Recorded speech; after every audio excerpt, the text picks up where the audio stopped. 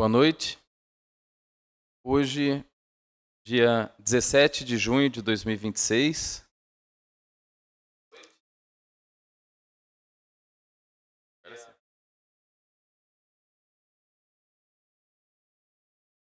Temos a satisfação de estar conduzindo uma reunião pública para discussão que a gente intitulou de Vida Além do Trabalho. Comumente conhecida como PEC do fim da jornada 6x1, mas até por uma questão de entendimento da população, a gente tem que fazer a divulgação de que é uma PEC pela jornada 5x2. Né? E tenho aqui também a satisfação de dividir essa mesa com meu companheiro, Domingos Sávio, diretor da Adunemat, também dos proponentes dessa audiência, que nós sabemos ser importante porque nós temos que fazer o registro da manifestação de toda a população do Brasil em apoio à PEC e em pressão a um Congresso que agora resolveu sentar em cima dela. Hoje nós tivemos uma infelicidade da retirada do projeto de lei que regulamenta a PEC, da tramitação de urgência. Ele estava travando a pauta. Mas ainda assim nós temos que fazer nosso movimento.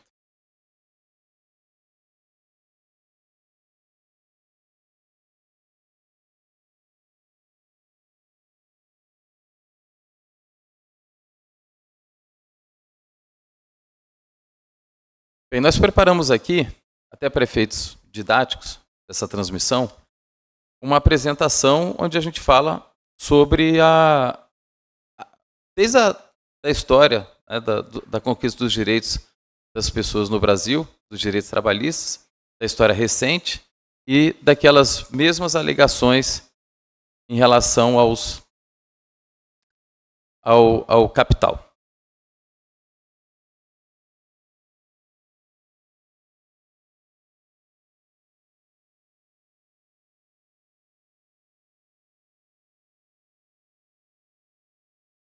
Bem, até 1943 nós tínhamos um sistema no Brasil, de certa forma, sem regulação das jornadas de trabalho. Elas eram mais livres, né? Mais livres para os empregadores.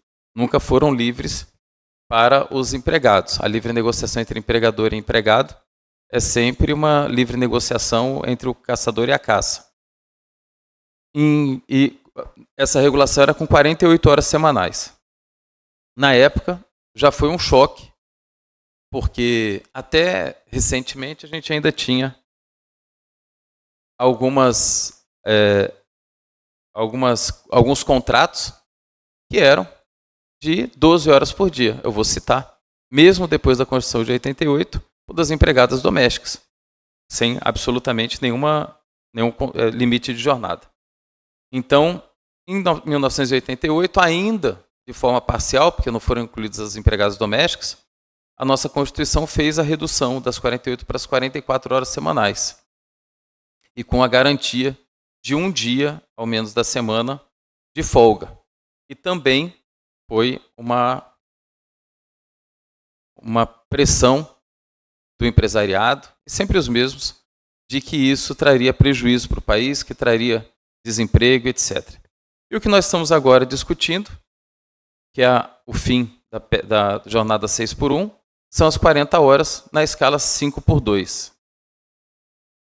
Da mesma forma que aconteceu em 88, nós estamos ouvindo exatamente o mesmo discurso.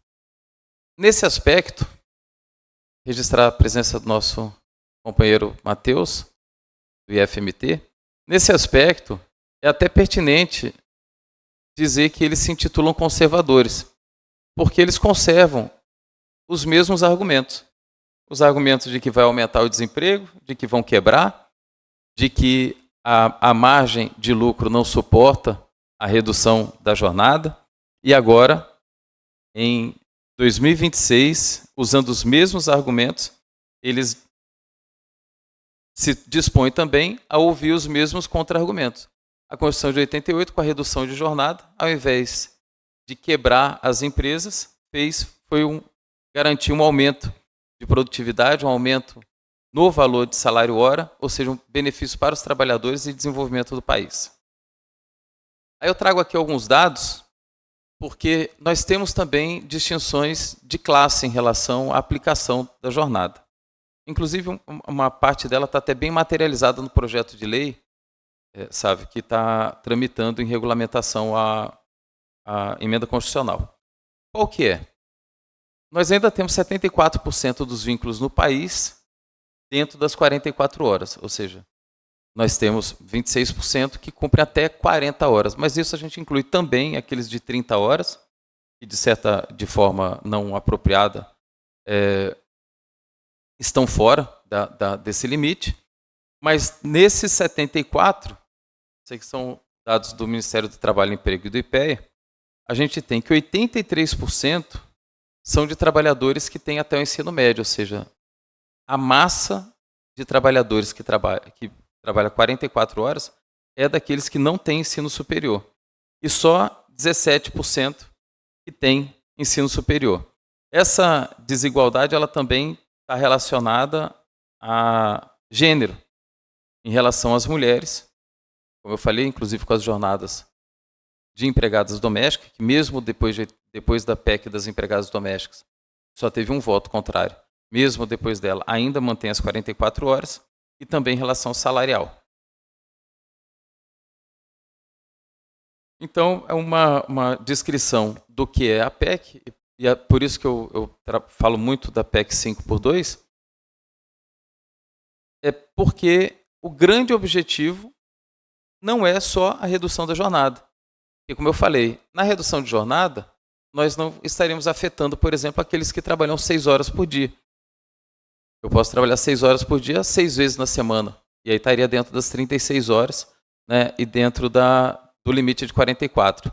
Mas é a garantia de 2 dias da semana de folga. Ou seja, nós saímos de 1 dia para 2 dias da semana de folga. O que é uma garantia de que o cidadão, o trabalhador, ele vai poder efetivamente usufruir da companhia da família.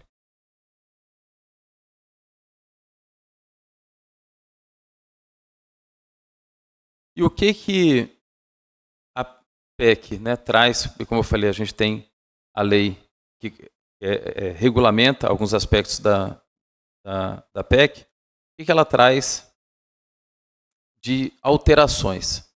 Obviamente alterando, né, tanto a CLT quanto as legislações, algumas legislações específicas de categorias, mas ela também tem a previsão de algumas flexibilizações. Uma delas, que veja, já é uma demanda dos microempreendedores individuais há muito tempo, é a da contratação de segundo empregado.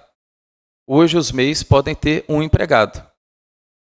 Com a PEC aprovada na regulamentação, a proposta é que eles tenham a possibilidade de contratar 2 empregados.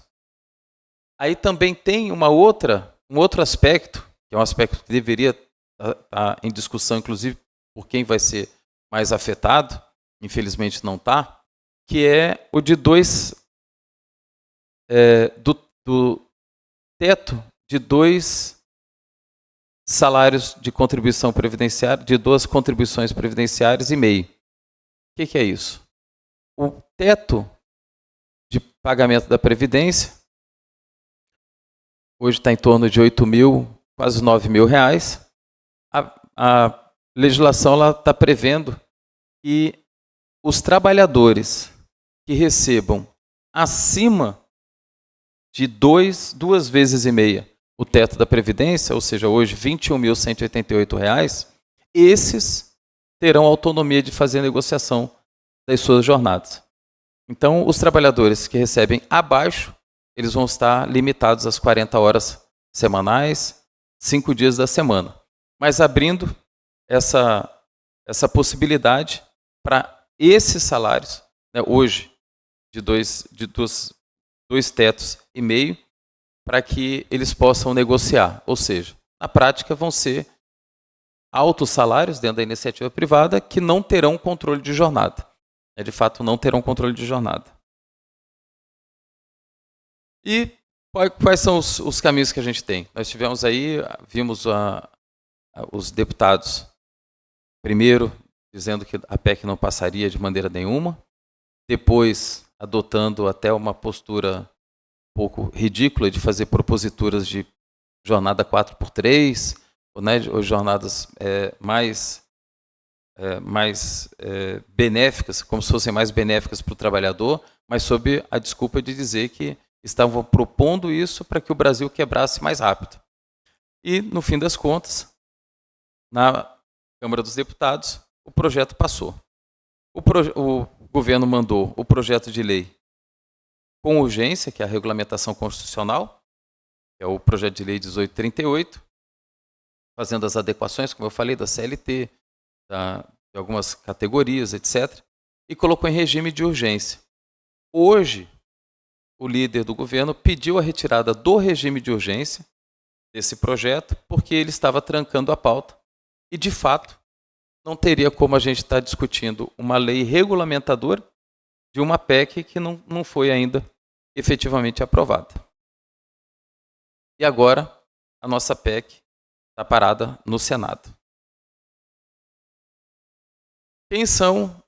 Quem eram os nossos opositores da jornada de 44 horas em 1988? Confederação Nacional das Indústrias e Fiesp. Quem são agora? Os mesmos, Confederação Nacional das Indústrias e Fiesp.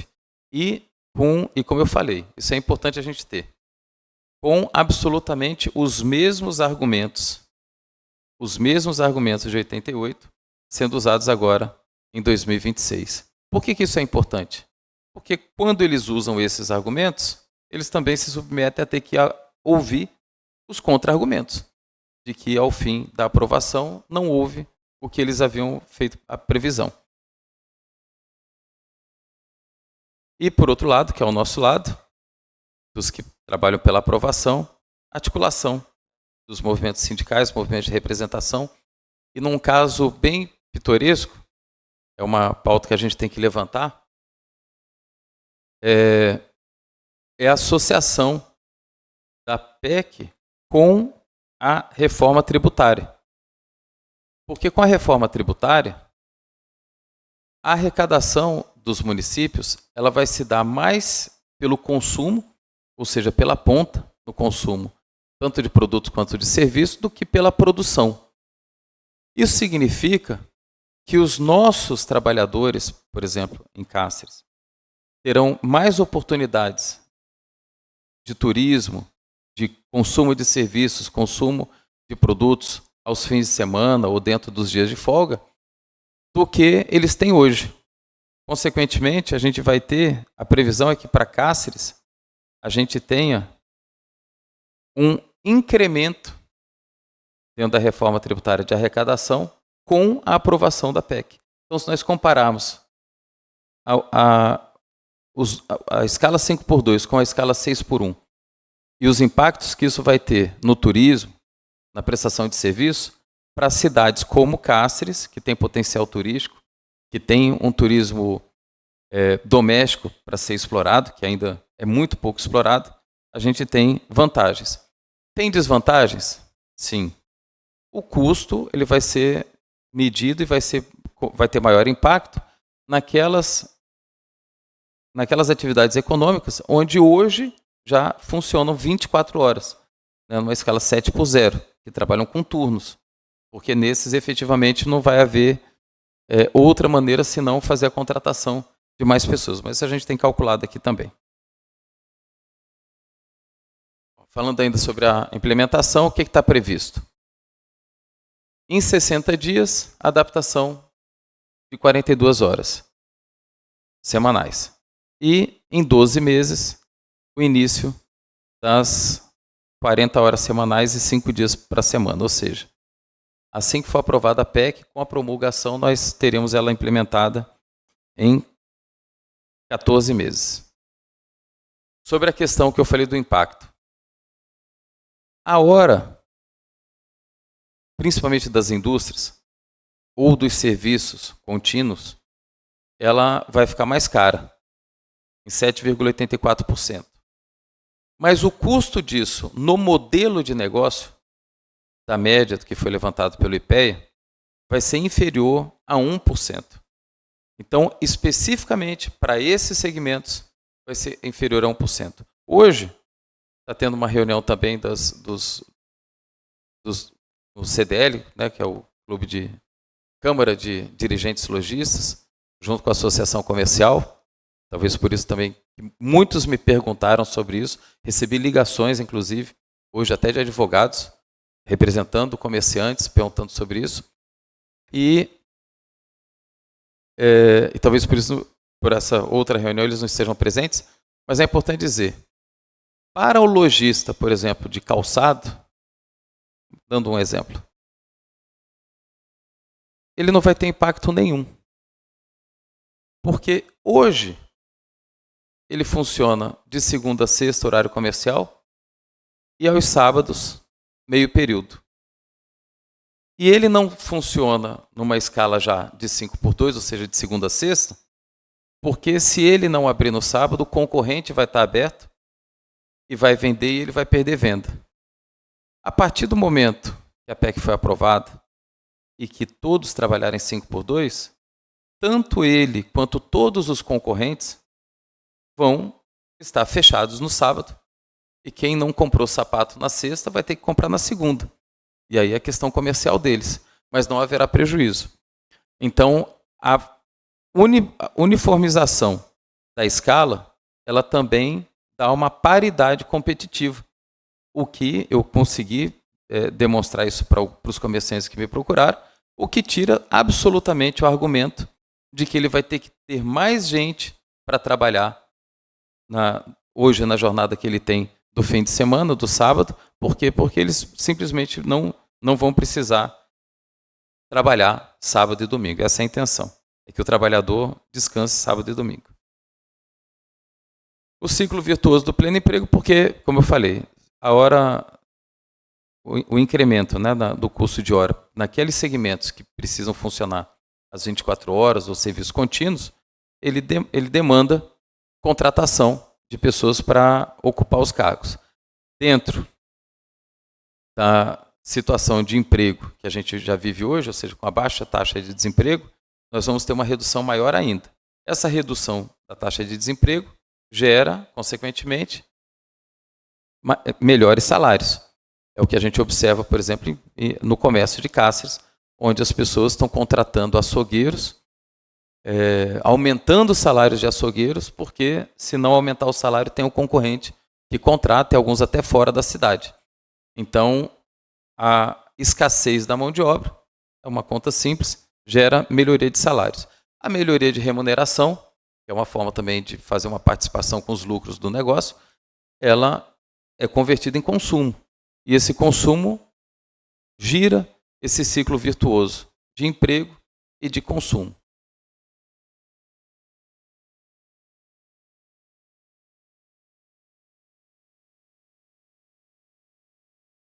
Aqui mais algumas vantagens que a gente vai ter, que são, né, as de saúde, reduzir os afastamentos, aumentar a possibilidade de capacitação,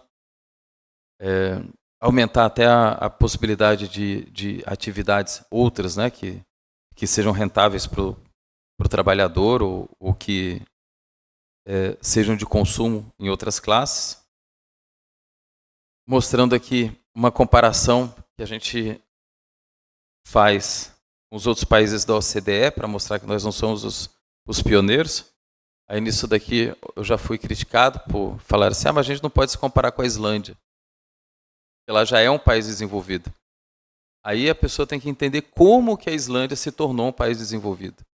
Você primeiro garante os direitos sociais, você garante,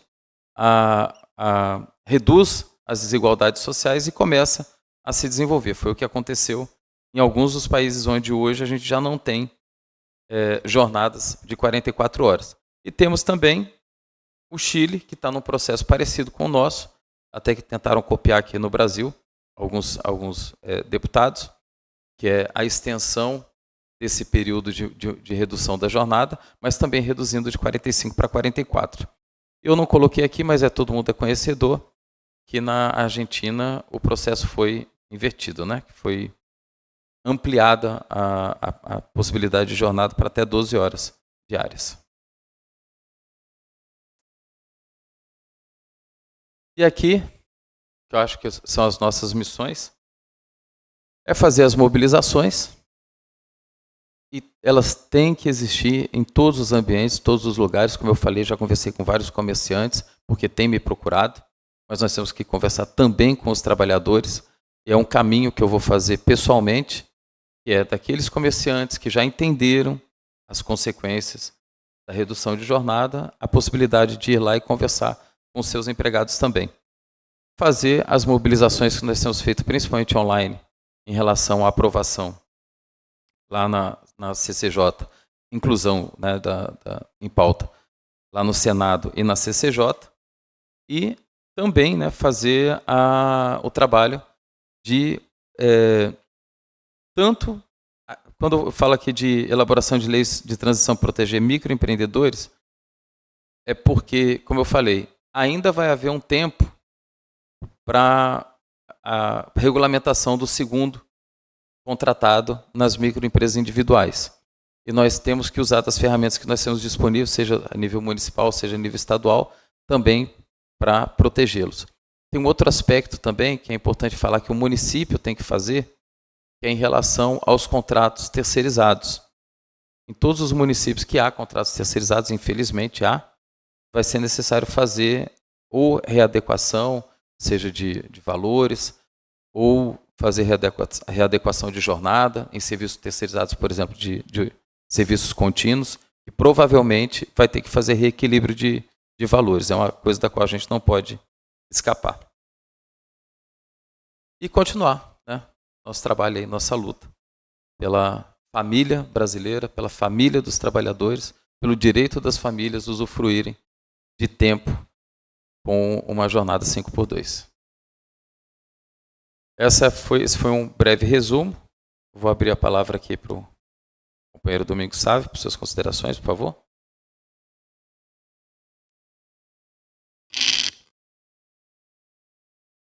Boa noite, todas e todos. Eu quero, em nome da Adunemate, agradecer ao vereador César Pastorello pela iniciativa de ter acolhido a nossa solicitação de realização dessa audiência pública. Essa audiência pública é parte de um movimento de esclarecimento, mas também de mobilização das trabalhadoras e dos trabalhadores pela redução da jornada de trabalho. É um esforço que o movimento sindical realiza a nível nacional, ainda mais depois que a PEC de redução da escala, pelo fim da escala 6x1, né, de redução da jornada de trabalho, foi aprovado na Câmara, se encontra agora tramitando no Senado. Então é um esforço de mobilização para que nós concluamos esse processo de aprovação da PEC agora, no primeiro semestre de 2026, antes do processo eleitoral. É muito importante que ela seja votada no Senado Federal, agora nesse mês de junho, antes de começar o processo eleitoral.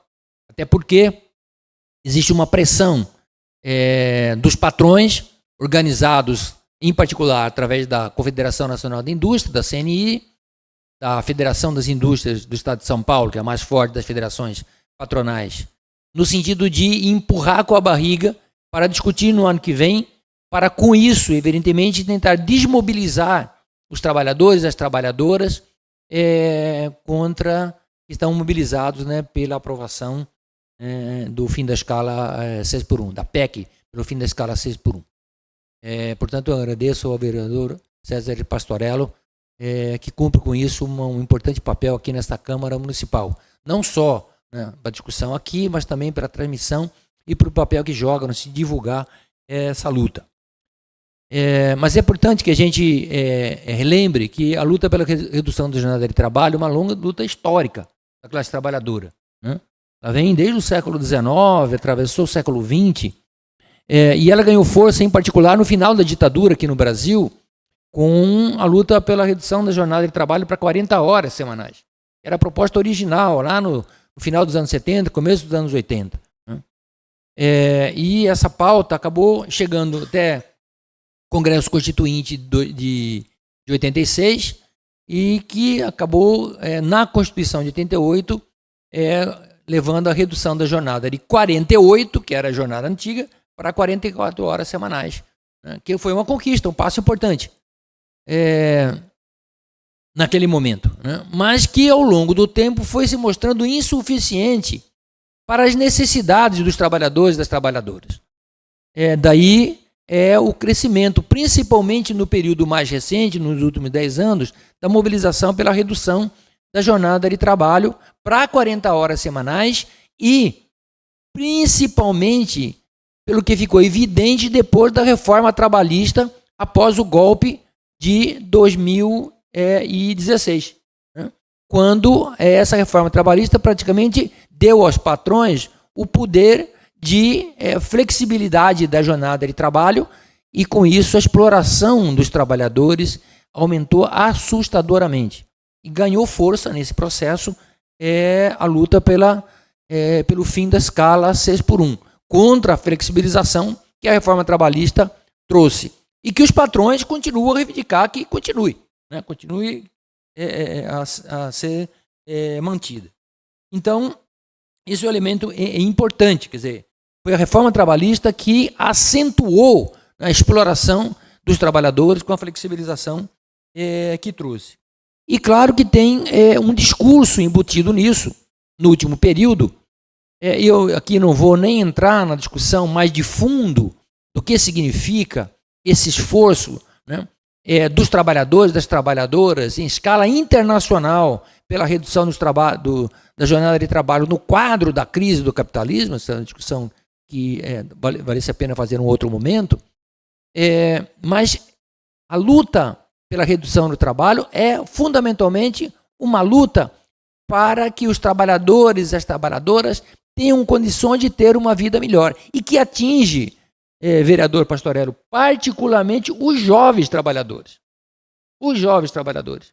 E nessa perspectiva é que chama a atenção como aqui no Brasil essa mobilização ganhou força com o VAT, né? Vida além do trabalho, um movimento que teve nos jovens trabalhadores um ponto de impulso importante, fundamental, né? Um estopim e um impulso, porque são os jovens trabalhadores que são os mais explorados e que sofrem as consequências dessa superexploração.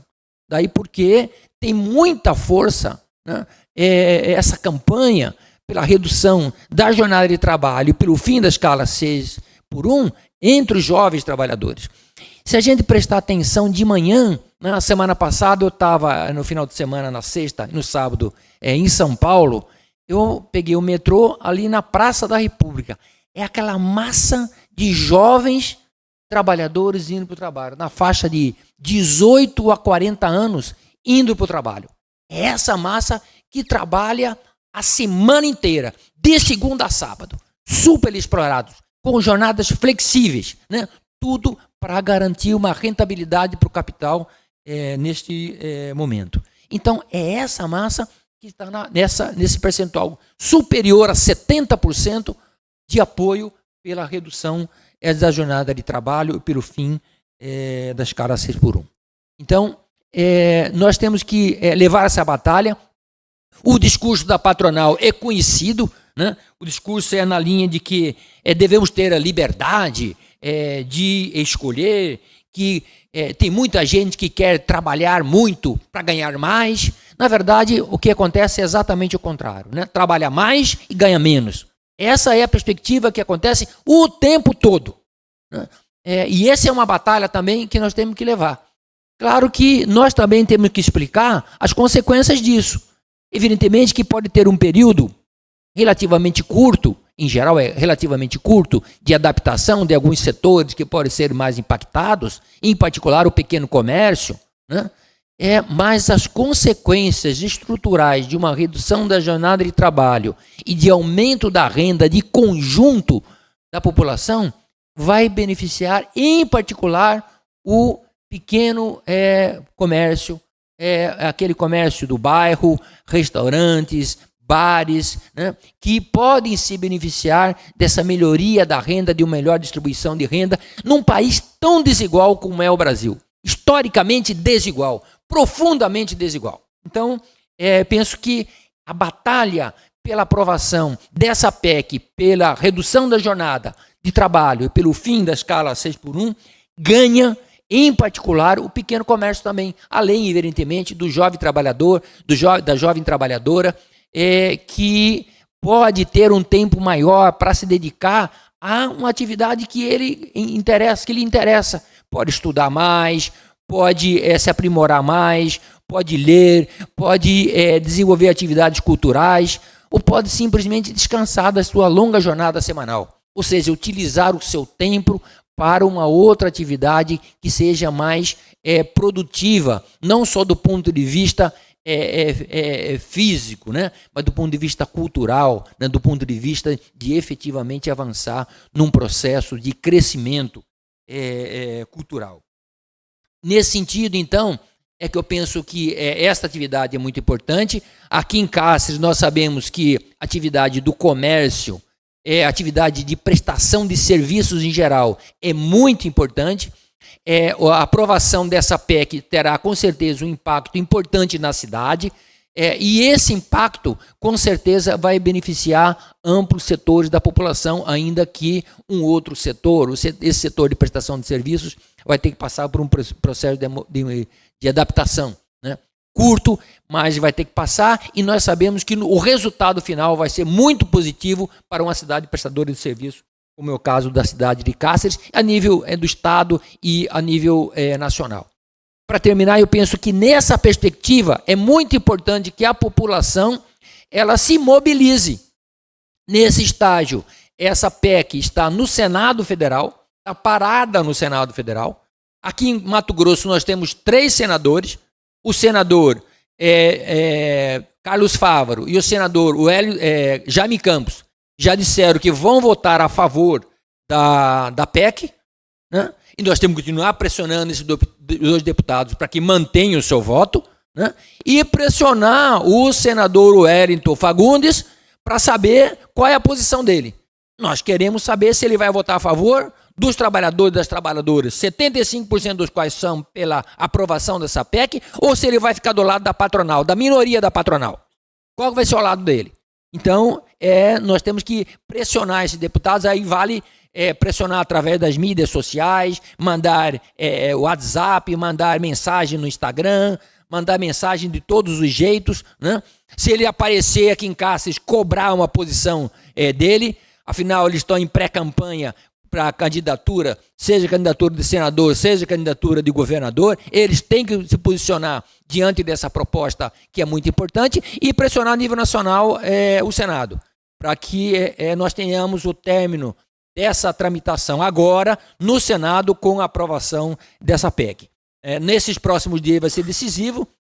Há uma campanha nacional das centrais sindicais para que a próxima semana nós façamos atividades de panfletagem, atividades de mobilização e atividade de pressão sobre os senadores, e para essa tarefa que eu chamo os trabalhadores e as trabalhadoras da cidade de Cáceres, e em particular os sindicatos, inclusive os sindicatos de servidores, né, de servidores públicos, das 3 esferas, municipal, estadual e federal, para entrar nessa mobilização, porque todos os trabalhadores e trabalhadoras serão beneficiados. Eu sou professor da Unemate e a esmagadora maioria dos meus alunos, das minhas alunas, são trabalhadoras e trabalhadores e que sofrem com essa jornada. Alguns, inclusive, trabalham de tal forma que eles entram 7, 7h30 da noite lá na sala de aula na Unemate, no curso de História onde eu trabalho. Quando é 9 horas, 9h30, a gente percebe que eles estão,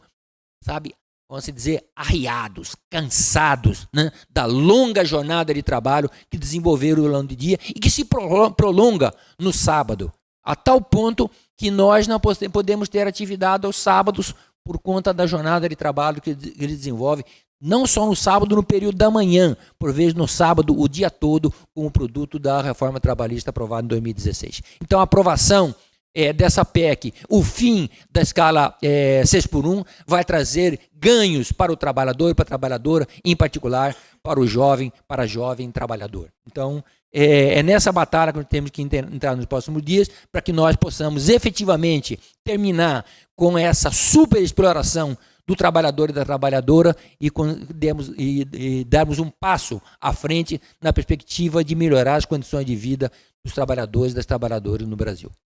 Mais uma vez, então, eu agradeço, Pastorello, por essa oportunidade e por essa sua decisão de chamar essa audiência pública. Obrigado. Eu que agradeço todas as oportunidades que tenho de lhe ouvir, Sávio. É sempre uma aula. Não por acaso, é um professor, né? Eu vou deixar a palavra aberta para os presentes. Por favor.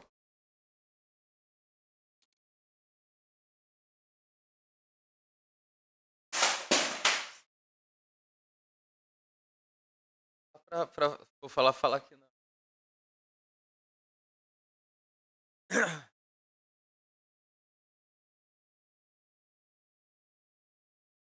Mas se não tiver inscritos, então nós vamos para o...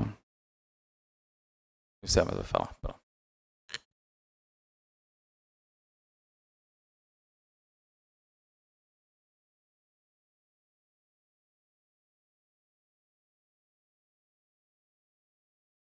Matheus, vou pedir só para fazer uma apresentação para o nosso registro de ata.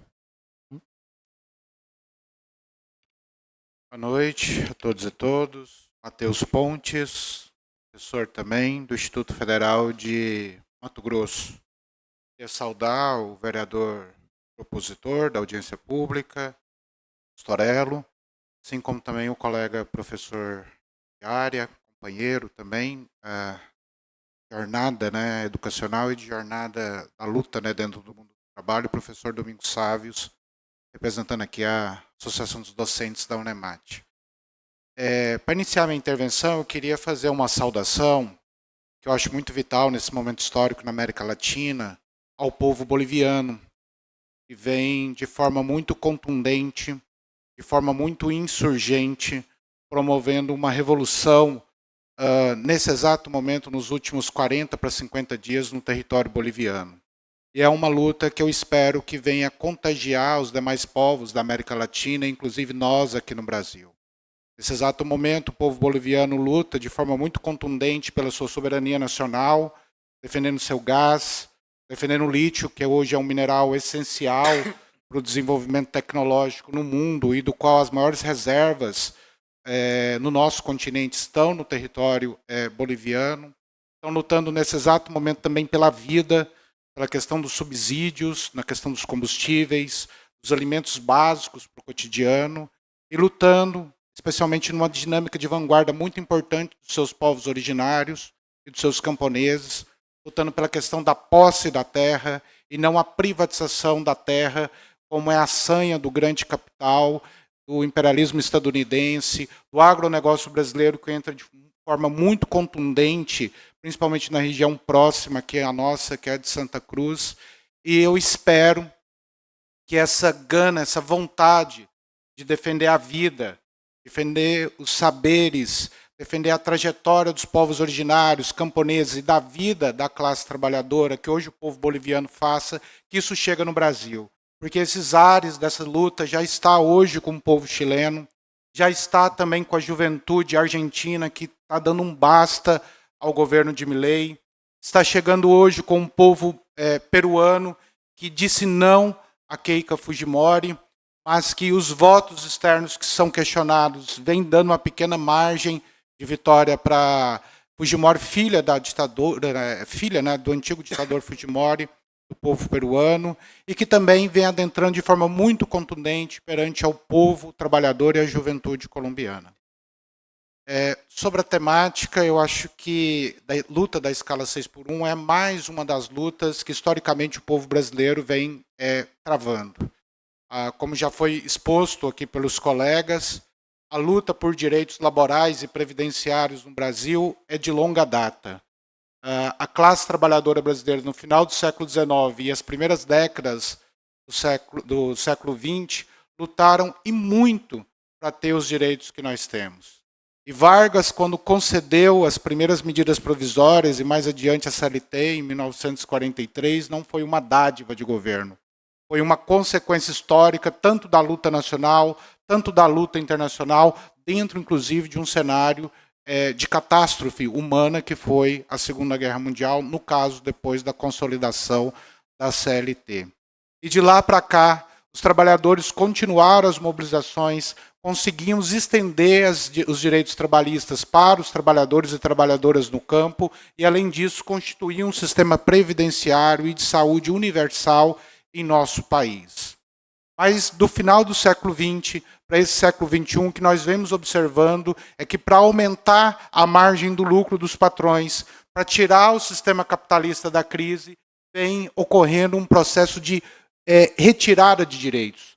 Inclusive, não somente no nosso território nacional, mas em escala internacional. Isso ficou muito claro na questão das leis do mundo do trabalho e na questão previdenciária, com a questão das duas reformas trabalhistas que nós tivemos no ano de 2017. E que aí, Pastorello e Domingos, vocês que estão dentro do Partido dos Trabalhadores, garantir a questão da escala 6x1 é fundamental e é um dever histórico nosso hoje. Mas pressionar Lula, que esperamos que ele vença e tenha o seu 4º mandato a partir de 2027, é fundamental que Lula faça aquilo que deveria ter feito em 2023, para 2024, que é a revogação da questão da lei das terceirizações, que as terceirizações vêm gerando um processo de rebaixamento salarial das famílias. A renda de boa parte das famílias trabalhadoras no Brasil, ela não aumentou, ela declinou graças às terceirizações, e garantir a questão da revogação, da flexibilização da CLT. Porque a flexibilização da CLT é mais do que jornada de trabalho. É flexibilizar outros direitos laborais e intensificando a precarização dos trabalhadores. A gente corre o risco de ter uma vitória contundente agora com a redução da escala 6x1, mas mesmo reduzindo a escala, devido à questão da redução de salários, fruto da flexibilização da CLT e fruto das terceirizações, os trabalhadores às vezes aproveitarem de uma escala 2 ou de uma escala 4x3, mas devido à sua renda familiar ser pequena, ele ser obrigado a procurar uma nova frente de trabalho para fazer sua complementação salarial. Então, é a responsabilidade histórica das principais centrais sindicais no Brasil, como a Central Única dos Trabalhadores, a CTB, e também do Partido dos Trabalhadores e de um futuro governo Lula fazer uma revogação dessas duas legislações, que foi a esperança que nós tivemos no ano de 2022, como nós garantimos a 3ª vitória de Lula. Outro aspecto que é fundamental, está alinhado com a questão da escala 6x1, da escala 5x2 nessa conquista, é a necessidade, para garantir vida para os trabalhadores, é revogar a reforma da Previdência de 2019, implementada por Bolsonaro, que aumentou a jornada de trabalho dos trabalhadores, principalmente para as mulheres, e criou um dispositivo que é o gatilho, que quando aumenta a estimativa de vida do povo brasileiro, aumenta o tempo de trabalho dos nossos trabalhadores. E isso vai afetar diretamente a juventude.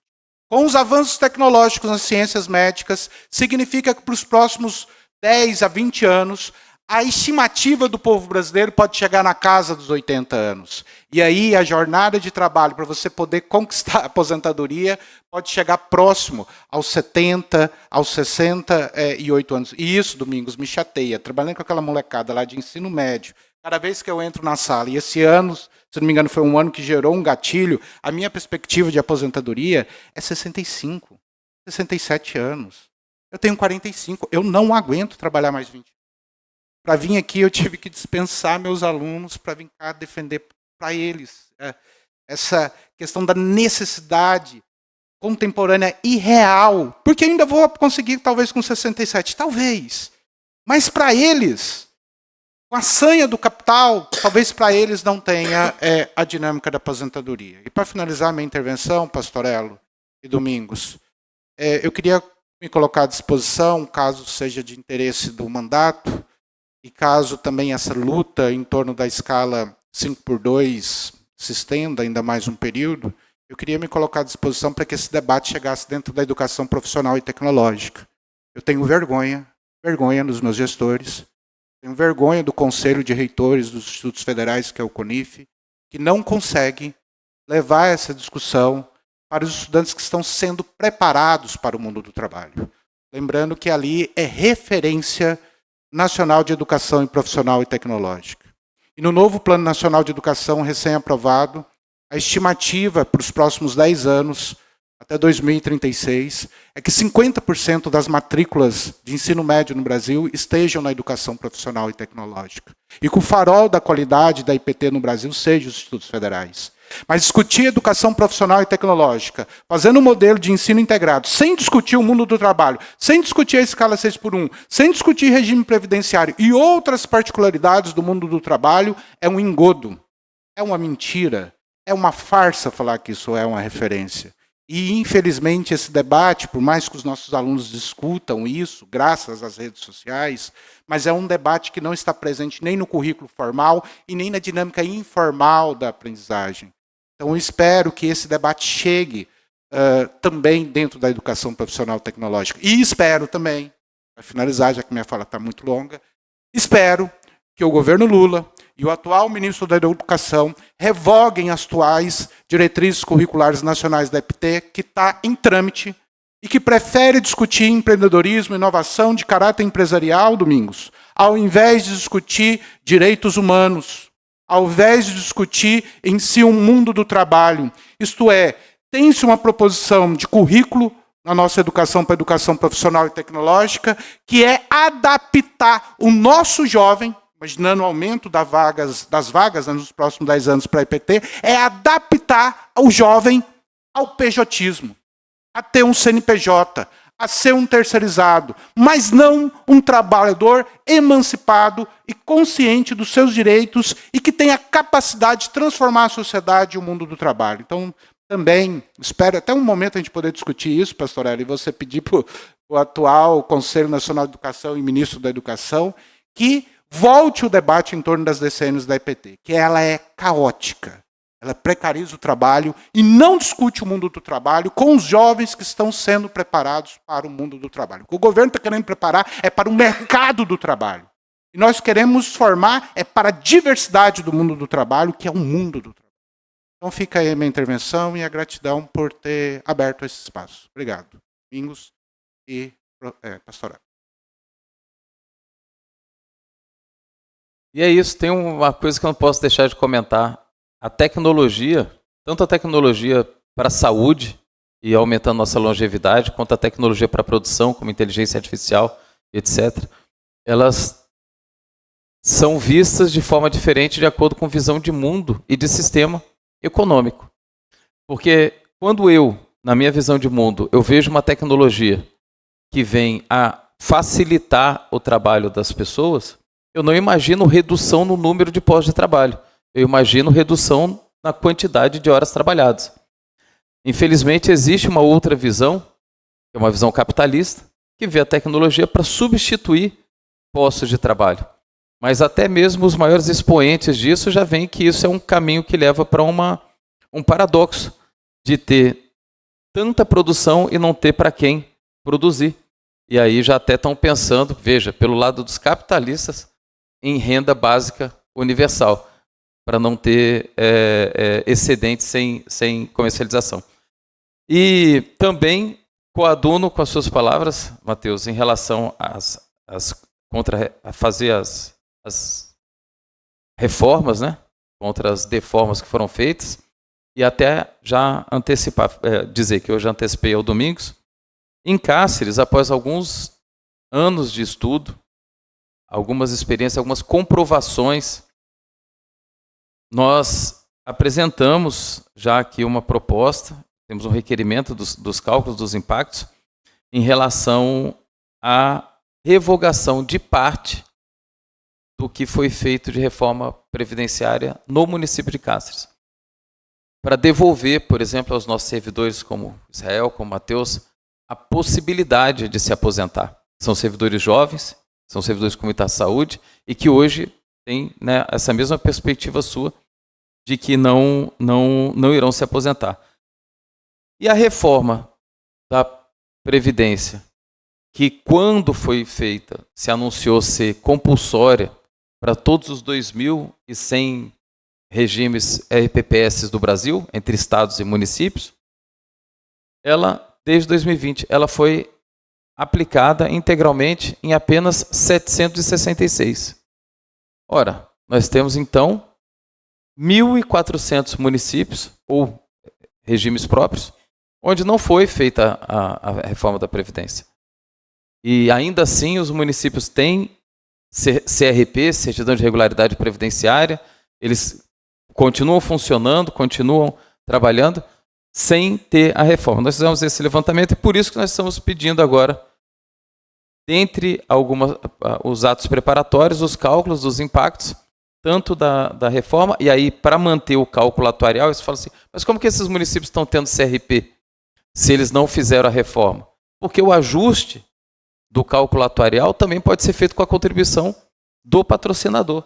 Não é só tirando do patrocinado. Não é só tirando do aposentado com a alíquota maior. Ou seja, nós temos mesmo que fazer exigência disso do governo Lula, porque já se provou que é possível fazer, é possível ter vida além do trabalho. Eu vou então encerrar essa reunião, ela vai ficar disponível no YouTube para quem quiser consultar, quem quiser fazer os recortes. Vamos fazer ata. Agora, todas as nossas reuniões aqui fazemos atas para dar os encaminhamentos, né, que forem necessários em relação a levar essa discussão para o Instituto Federal. Não preciso nem dizer, né? Falei hoje numa reunião que eu tive da Unemat. Eu, talvez por ser gordo, eu vou para a churrascaria, né, no rodízio, eu nunca nego nada. Eu sempre aceito tudo e também aceito participar de todas essas discussões com a maior satisfação, tá, para a gente levar. Então, agradeço a presença de todos e declaro encerrada a audiência.